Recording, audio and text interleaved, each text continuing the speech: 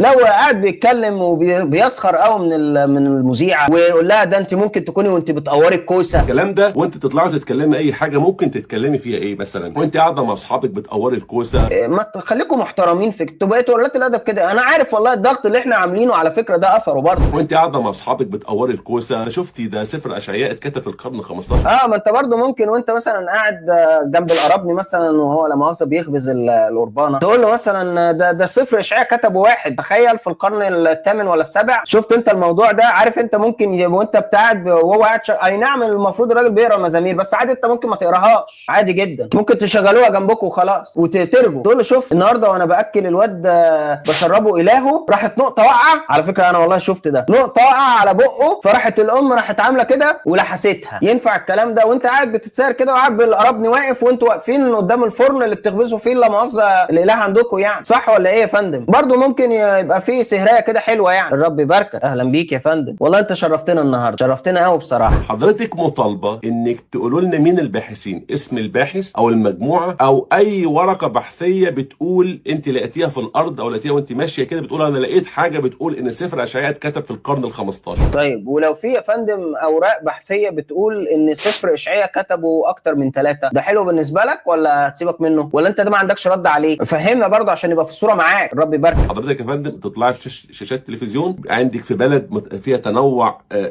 ثقافي وممكن حاجات زي كده تعمل بلبله. ايوه احنا بنعمل بقى انا بقول لك انا بعمل بلبله ورد عليا، يعني انا بقول لك اهو انا بعمل بلبله تمام، رد بقى عليا. فهل الكوسه ليها مثلا سبب في ظهورك؟ ده سؤال تاني برضه. يا ده انت دمك خفت، انا هموت من الضحك كده. يا سبحان الله.